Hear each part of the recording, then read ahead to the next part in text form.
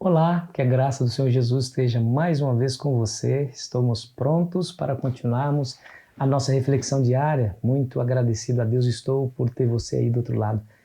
Não somente apreciando esse trabalho, mas colaborando conosco quando você compartilha esse vídeo com outras pessoas, a fim de que o Evangelho seja pregado a mais pessoas.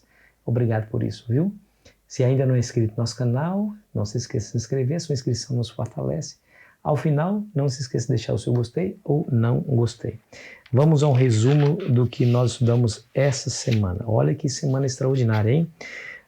A luz brilha na escuridão. Você se lembra que Satanás, ele tenta destruir o povo de Deus, ou pela perseguição, pela destruição, pela violência, pela guerra, pelo assassinato, ou através da concessão, ou através do engano. Ele é tido na Bíblia como dragão, é tido também como uma serpente. Dragão porque destrói, devora.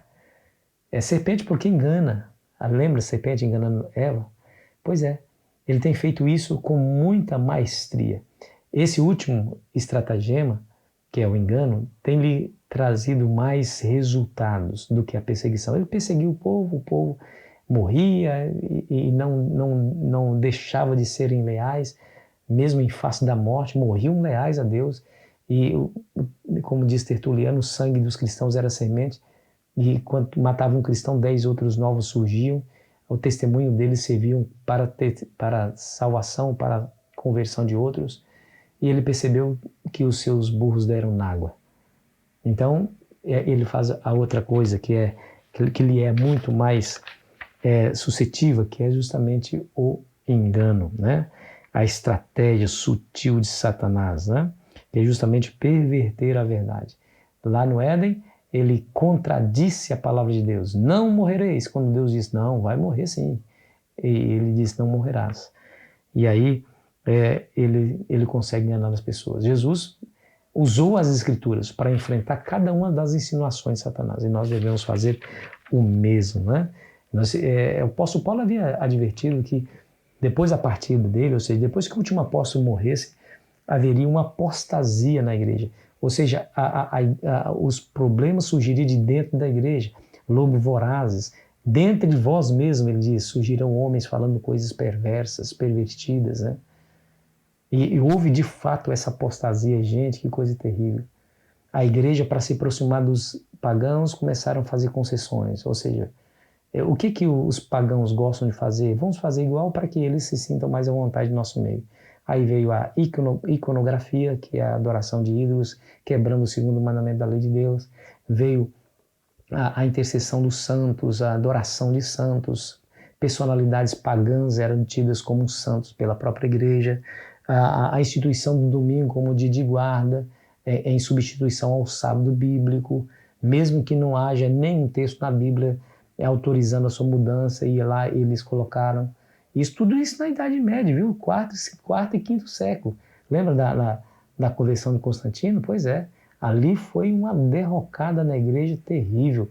A igreja passou a ser a igreja do Estado, a igreja institucionalizada, deixou a simplicidade do Evangelho de Cristo para a pompa e para a luxúria dos reis e dos sacerdotes, e aqueles que estavam na igreja, que não concordaram com isso, levantaram suas vozes em protesto, foram massacrados, foram queimados vivos, foram jogados às feras, foram assassinados justamente pela própria igreja. Nós vimos isso durante a semana, né?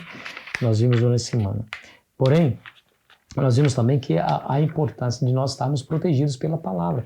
A palavra é nossa salvaguarda ante aos enganos, aos estratagemas de Satanás. Se nós tivermos a palavra firme no nosso coração, certamente nós identificaremos as estratégias de Satanás, os seus enganos, e certamente não seremos vítimas ou presas da sua astúcia, né?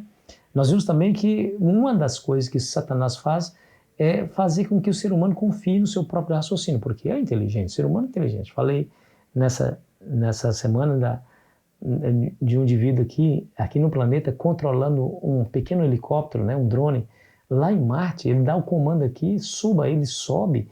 É impressionante a capacidade, a riqueza de imaginação e produtividade da mente humana. Aí, por conta disso, Satanás faz com que ele se orgulhe, né?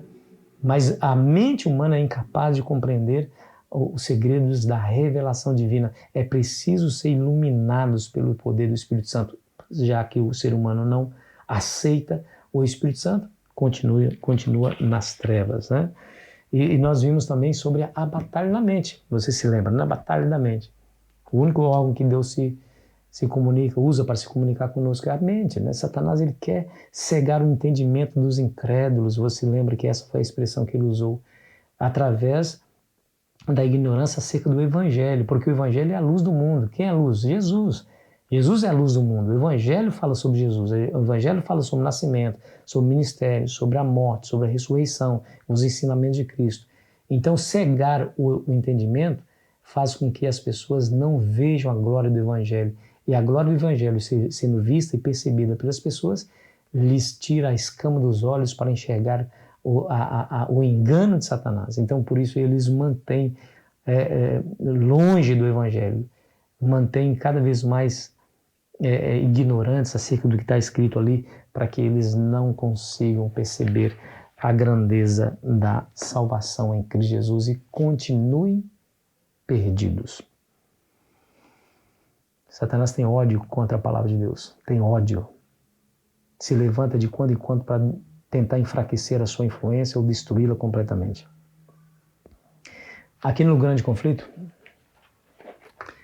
Ellen White vai dizer assim, ó: o mesmo espírito de ódio e oposição à verdade tem inspirado os inimigos de Deus em todos os tempos, e a mesma vigilância e fidelidade têm sido exigidas de seus servos.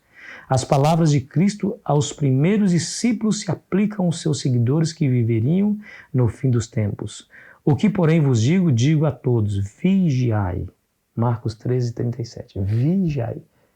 Fique esperto, abra os seus olhos, não se deixe enganar. Não se deixe enganar. Queridos, a Bíblia nunca foi tão amplamente divulgada como está sendo hoje.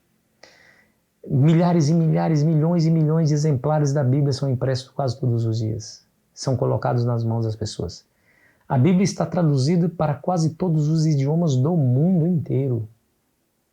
Mas nunca houve tanta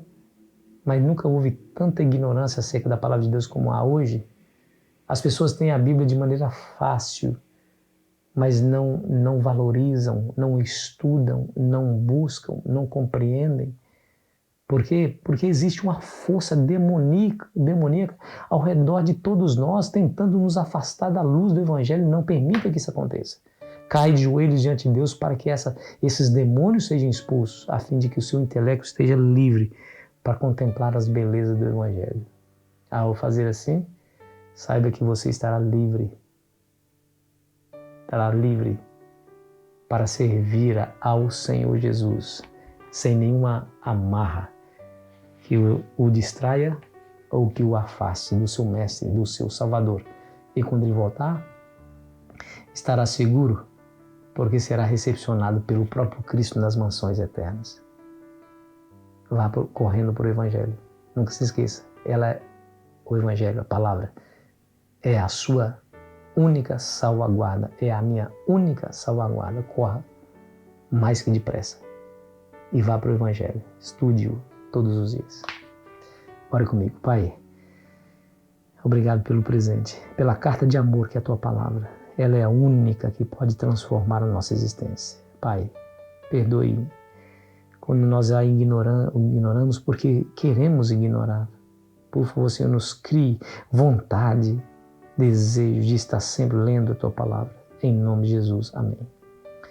Foi muito bom estar com você essa semana. Muito em breve o conflito vai terminar. Mas enquanto ainda não termina, continuaremos estudando a palavra. Esperarei você aqui ansiosamente amanhã para uma nova temática. Lição 4. Que Deus abençoe você. Tenha um ótimo final de semana na presença de Jesus.